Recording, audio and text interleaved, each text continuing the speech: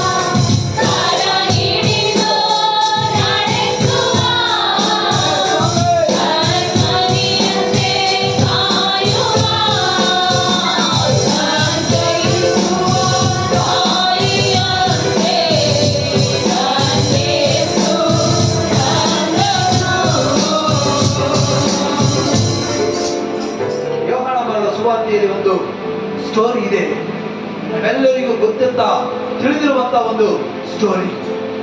ಯೇಸು ಸ್ವಾಮಿ ತುಂಬಾ ಪ್ರೀತಿ ಮಾಡಿದಂತ ಒಂದು ಕುಟುಂಬ, ಮಾರ್ತಾ ಮರಿಯಳ ಕುಟುಂಬ. ಯೇಸು ಸ್ವಾಮಿ ಆ ಕುಟುಂಬವನ್ನು ತುಂಬಾ ಪ್ರೀತಿ ಮಾಡಿದ್ರು. ಅವರು ಸೇವೆಗೆ ಹೋಗುವಾಗಲೆಲ್ಲ ಆ ಮಾರ್ತಾ ಮರಿಯಳ ಕುಟುಂಬಕ್ಕೆ ಹೋಗಿ ಸ್ವಲ್ಪ ಅಲ್ಲಿ ಕುಳಿತು ಒಂದು ವಿಶ್ರಾಂತಿಯನ್ನು ತೆಗೆದುಕೊಂಡು ಆನಂತರ ಅವರು ಸೇವೆಗೆ ಹೊರಡುವಂತ ಒಂದು ಕುಟುಂಬವಾಗಿ ಕಾಣಲ್ಪಟ್ಟಿತು. ಎಲ್ಲರಿಗಿಂತ ಹೆಚ್ಚಾಗಿ ಪ್ರೀತಿ ಮಾಡಿದಂತ ಒಂದು ಕುಟುಂಬ ಮಾರ್ತಾ ಮರಿಯ. ரொம்ப நேசிக்கிற ஆண்டவர் நேசித்த ஒரு குடும்பம். எப்பொழுதுமே ஆண்டவர் அந்த குடும்பத்தோடு கூட ஒரே குடும்பமாய் இணைந்திருக்கிற ஒரு குடும்பமாய் காணப்பட்டது மார்த்தா மரியாளுடைய குடும்பம். அல்லேலூயா. ಒಂದು ದಿನ ಮಾರ್ತಾ ಮರಿಯಳಿಗೆ ಪ್ರೀತಿಯ ಒಬ್ಬ ತಮ್ಮ ಇದ್ದ, ಆತನು ಲಾಸರನು. ಹಲೋ, ಯಾರು? ಲಾಸರ್. ಯೇಸು ಸ್ವಾಮಿ ಪ್ರೀತಿ ಮಾಡಿದಂತ ಕುಟುಂಬ.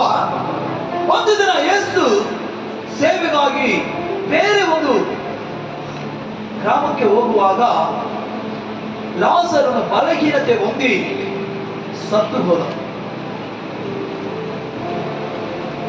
ಆತನ ಸತ್ತ ಕೂಡಲೇ ಯೇಸು ಸ್ವಾಮಿಗೆ ಒಂದು ನ್ಯೂಸ್ ಹೋಗುತ್ತೆ, ಯೇಸುವೆ, ನೀವು ಪ್ರೀತಿಸಿದಂತ ಕುಟುಂಬ, ನೀವು ತುಂಬಾ ಪ್ರೀತಿ ಮಾಡಿದಂತ ಕುಟುಂಬದಲ್ಲಿದ್ದಂತ ಲಾಸರನು ಸತ್ತು ಹೋಗಿದ್ದಾನೆ, ನಿಮ್ಮನ್ನು ಬೇಗ ಕರೀತಾ ಇದ್ದಾನೆ. அல்லேலூயா, அல்லேಲೂಯಾ. ಯೇಸು ಹೇಳ್ತಾ ಇದ್ದಾರೆ, ನಡೀರಿ ನಾನು ಬರ್ತೇನೆ ಎಂಬುದಾಗಿ ಹೇಳಿ 4 ದಿನ ತಡವಾಗಿ ಬರುವಾಗ ಅಲ್ಲಿ ಮಾರ್ತಾ ಮರಿಯಳು ಯೇಸು ಸ್ವಾಮಿಯನ್ನು ನೋಡಿ ಒಂದು ಮಾತು ಹೇಳ್ತಾರೆ, ಗಮನಿಸ್ರಿ. ಹೋದ್ರಿ ಬರೆದ ಸುವಾರ್ತೆ 11ನೇ ಅಧ್ಯಾಯ 16ಾம் அதிகாரம் 23வது வசனம். யோவான் எழுதின சுவிசேஷம். இயேசு அவனை நோக்கி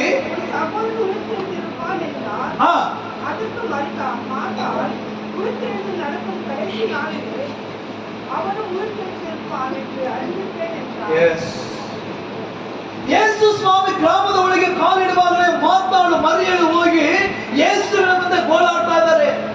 ಯೇಸುವೇ, ನನ್ನ ತಮ್ಮ ಲಾಜರು ಸತ್ತು 4 ದಿನವಾಯಿತು. ನೀವು ಒಂದು ವೇಳೆ ಇಲ್ಲೇ ಇದ್ದಿದ್ದರೆ ನನ್ನ ತಮ್ಮನು ಸಾಯುತ್ತಿರಲಿಲ್ಲ ಎಂಬುದಾಗಿ ಹೇಳಿ ಕಣ್ಣೀರಿಟ್ಟು ಗೋಳಾಡುವಾಗ ಯೇಸು ಸ್ವಾಮಿ ಮಾತಾಲ್ ಮರಿಯಳನ್ನು ನೋಡಿ ಹೇಳುವಂತ ಮಾತು, ಮಾತಾಲ್ ಮರಿಯಳೇ, ಇದು ಸಂತೈಸುವಿಕೆ ಒಂದು ಮಾತಾಗಿದೆ. ಮಾತಾಲ್ ಮರಿಯಳನ್ನು ಯೇಸು ಸ್ವಾಮಿ ಯಾವ ರೀತಿ ಸಂತೈಸ್ತಾ ಇದ್ದಾರೆ, ನೀವು ಅಳಬೇಡ್ರಿ, ನೀವು ದುಃಖ ಪಡಬೇಡ್ರಿ, ನೀವು ಚಿಂತಿಸಬೇಡ್ರಿ, ನಿಮ್ಮ ತಮ್ಮನು ಪುನರುತ್ಥಾನವಾಗಿ ಮತ್ತೆ ಜೀವಂತವಾಗಿ ಆತನು ಬರುವನು. ನಂಬಿದರೆ ದೇವರ ಮಹಿಮೆಯನ್ನು ಕಾಣುವೆ ಎಂಬುದಾಗಿ ದೇವರು ಮಾತಾಲ್ ಮರಿಯಳನ್ನು ಸಂತೈಸಿ ದುಃಖದಿಂದಂತ ಕುಟುಂಬಕ್ಕೆ, ವೇದನೆಯಲ್ಲಿದ್ದಂತ ಕುಟುಂಬಕ್ಕೆ, ತನ್ನ ತಮ್ಮನನ್ನು ಕಳೆದುಕೊಂಡು ಕಣ್ಣೀರು ಸುರಿಸುತ್ತಿದ್ದ ಕುಟುಂಬಕ್ಕೆ ಲಾಜರನ್ನು ಜೀವಂತವಾಗಿ ಎಬ್ಬಿಸಿ ಮಾತಾಲ್ ಮರಿಯಳ ಕೈಯಲ್ಲಿ ದೇವರು ಕೊಟ್ಟು ಅವರನ್ನು, ಅವರ ಕುಟುಂಬವನ್ನು ದೇವರು ಸಂತೈಸಿ, ನೀವೆಂದಿಗೂ ಭಯಪಡದೆ ದೇವರ ಮುಂದೆ ನಿಮ್ಮನ್ನು ನೀವು ಒಪ್ಪಿಸಿಕೊಳ್ಳುವಾಗ ಕರ್ತರು ತನ್ನ ಹೆಗಲ ಮೇಲೆ ನಿಮ್ಮನ್ನು ಮಲಗಿಸಿಕೊಂಡು ಆತನು ಸಂತೈಸಿ ನಮಗೆ ಬಿಡುಗಡೆ ಕೊಡುವಂತಹ ದೇವರ ತಿಳಿದುಕೊಳ್ಳುವೆ. ಸಂಗೀತ 61ಾம் ಸಂಗೀதம் 2வது ವಚನ ತಿಳಿದುಕೊಳ್ಳುವೆ. ನಾನು ಎದೆ ಕುಂದಿದವನಾಗಿ ಭೂಮಿಯ ಕಡೆಯ ಭಾಗದಿಂದ ನಿನಗೆ ಮೊರೆಯಿಡುತ್ತೇನೆ. ಈ ಒಂದು ವಾಕ್ಯವನ್ನು ಗಮನಿಸುವಾಗ ದಾವೀದನು ದೇವರ ಮುಂದೆ ಹೇಳುವಂತ ಮಾತು, ಕೆಲವು ಸಮಯ ದಾವೀದನನ್ನು ಸಂತೈಸುವವರು ಯಾರು ಇಲ್ಲದೆ ಆತನ ಒಬ್ಬಟ್ಟಿಗರಾಗಿ ಗೋಳಾಡುವಾಗ ದೇವರ ಮುಂದೆ ಹೇಳುವಂತಹ ಮಾತು ಇದು. ಹಲ್ಲೆಲೂಯಾ.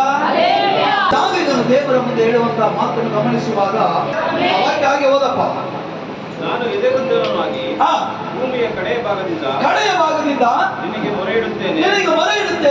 ನಾನು ಹತ್ತಲಾರದ ಆಶ್ರಯ ಗಿರಿಯ ಮೇಲೆ, ನೋಡಿ, ನಾನು ಹತ್ತಲಾರದಂತ ಆಶ್ರಯ ಗಿರಿಯ ಮೇಲೆ ನನ್ನನ್ನು ಹತ್ತಿಸು. ಆಮೆನ್. ಹಲ್ಲೆಲೂಯಾ. ದಾವೀದನು ಕೇಳ್ತಾದರೆ, ದೇವರೇ, ಈ ಜನರು ನೋಡುವ ಹಾಗೆ, ಈ ಸೌಲನ್ನು ನೋಡುವ ಹಾಗೆ, ಈ ಇಸ್ರಾಯೇಲ್ ಜನರು ನೋಡುವ ಹಾಗೆ ನಾನು ಹತ್ತಲಾಗದಂತೆ ಇರುವಂತ ಆಶ್ರಯ ಗಿರಿಯ ಮೇಲೆ ನನ್ನನ್ನು ಹತ್ತಿಸು. ಎಷ್ಟರ ಮಟ್ಟಿಗೆ ದೇವರ ವಾಕ್ಯ ನಮ್ಮ ಹೃದಯದಲ್ಲಿ ಕ್ರಿಯೆ ಮಾಡುತ್ತೋ ಅಷ್ಟರ ಮಟ್ಟಿಗೆ ಲೋಕವನ್ನು ಜಯಿಸಲು ಸಾಧ್ಯ. ಲೋಕದಲ್ಲಿರುವಂತಹ ಸೈತಾನನ್ನು ನಾವು ನಮ್ಮಿಂದ ಜಯಿಸಲು ಸಾಧ್ಯ.